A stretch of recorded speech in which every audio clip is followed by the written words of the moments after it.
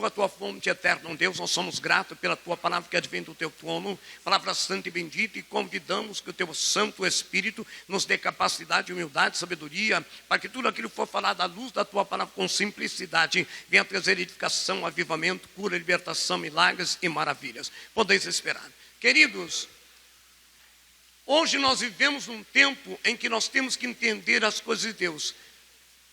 No Salmo 40, o salmista diz: esperei com paciência no Senhor. No Salmo 70, o salmista dá-te pressa em socorrer-me. Nós temos que entender que existe um momento em que devemos esperar, sim. E tem momentos que nós devemos também ser ousados. Queridos, nós temos que ter discernimento para discernir o tempo de Deus nas nossas vidas e na nossa situação. Eu quero dizer para você que existem problemas que nós não podemos esperar. Tem situações que não dá para ficar aguardando. Tem situações que nós precisamos de uma resposta, de uma solução, de algo imediato, de algo a jato.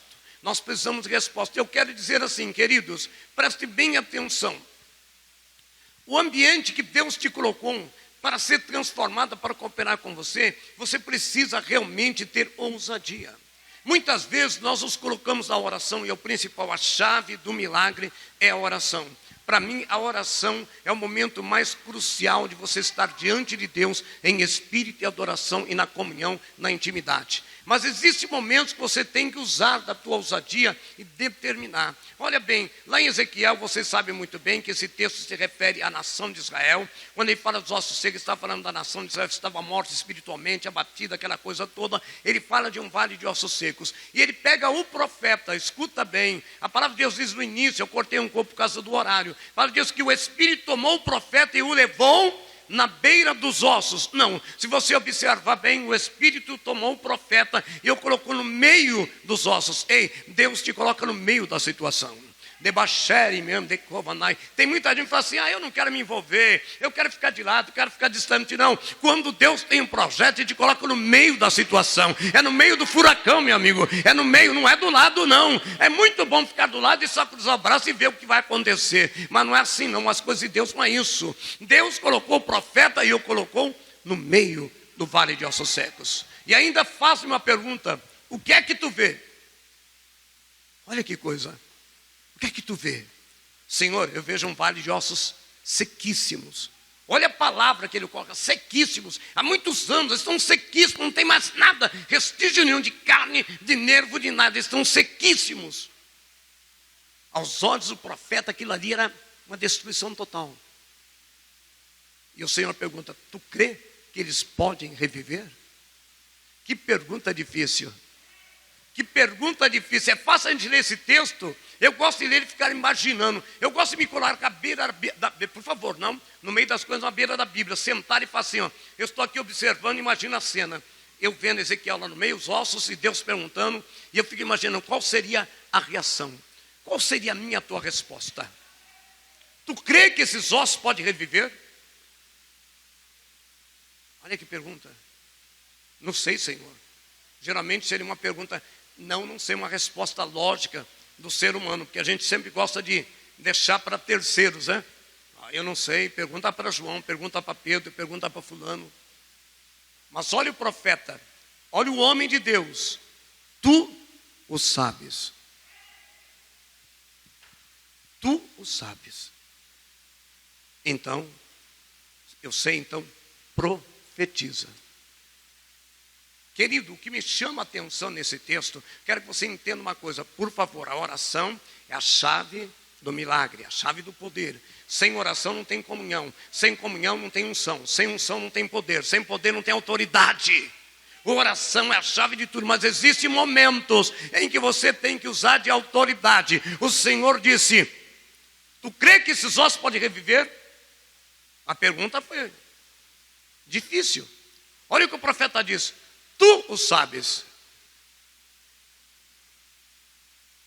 Então profetiza. O Senhor não disse: então ora. Então dobra o teu joelho e clama. Então começa a orar.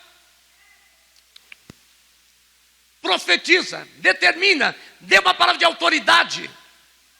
Está faltando no crente de hoje, eu tenho insistido isso para mim, está faltando na igreja de hoje a autoridade. Onde estão os profetas que chegavam diante do paraíso que diziam, não tem ouro nem prata, mas o que tem uma em nome de Jesus, levanta-te e anda. Onde estão os homens de Deus? Onde estão os profetas de hoje? Está profetizando casa nova, carro novo. Onde está o profeta que profetiza, conserta a vida porque está em pecado, conserta a vida porque Jesus está voltando? Onde está a autoridade dos homens de Deus?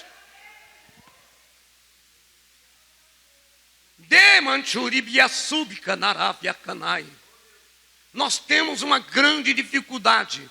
Orar é a chave realmente, é o combustível do cristão. Mas querido, o Senhor não disse, tu crê que pode? Senhor, tu sabe, então ora. Tem hora que é para orar, tem hora que é para determinar. Tem hora que é para profetizar. Deus liberou uma palavra para aquele, olha o que o Senhor disse. Então profetiza. Sabe o que dizer? Eu estou lhe dando legalidade, eu estou delegando poder em meu nome, profetiza. Ele não pediu para orar. Queridos, eu estou dizendo para você desistir de orar, pelo amor de Deus. A oração é o principal, mas depois que o teu tanque está cheio, não adianta ficar com o carro parado, tem que ligar e partir, querido. Está entendendo, meu irmão? Seu tanque está cheio de azeite, então profetiza e determina. Queridos, profetiza e determina. O Senhor colocou ele no meio da situação. Você está no meio de uma situação porque Deus permitiu. Você não está à beira nem fora, está dentro da situação porque Deus permitiu. Mas Deus quer ver como é que é a tua atitude de cristão. Até quando, ai Deus, eu não aguento, ai Deus, é hora, Deus é hora. Deus está mandando, está na hora de agir. Está na hora de você ter autoridade. Queridos, a viúva, vocês conhecem muito bem. A história da viúva do azeite. Todo mundo sabe essa história tremenda, profunda, maravilhosa.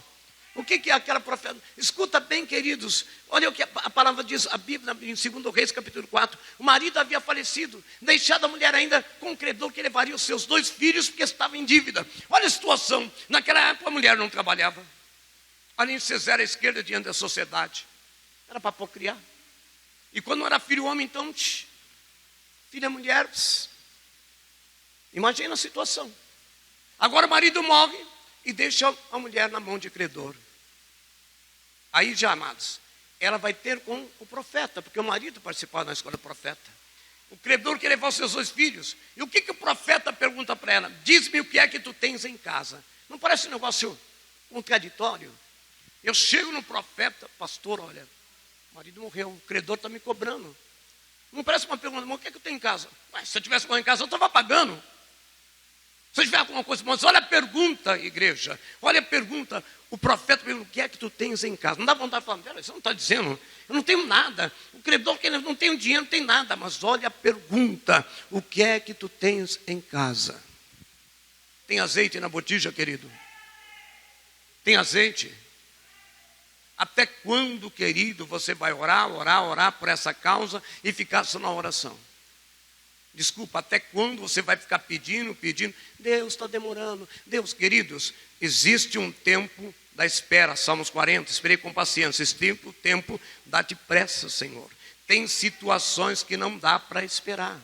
Tem situações que você que precisa mudar a tua atitude de cristão. Tem atitude que você precisa tomar posição. Escuta, querido, a mulher não tinha nada em casa, não ser uma botija de azeite e um restinho de azeite. O profeta diz, vai, pede aos teus vizinhos vasos vazios e não poucos, porque o meu Deus é Deus de coisas grandes. Eu canso de falar aqui na igreja, e muitas vezes as pessoas entram por aqui, saem por aqui, continuam levando uma vida, desculpa, de quilinho, de coisa, porque não aprendeu ainda a conquistar aquilo que é de direito, aquilo que Deus já te delegou, porque na cruz ele disse, tudo está consumado, eu já garanti, eu já paguei o preço, já foi pago, então receba. Sabe por que a Bíblia diz que lá no céu tem um anjo que fala assim, o meu povo não recebe porque não sabe pedir. Então por favor, aprenda a pedir.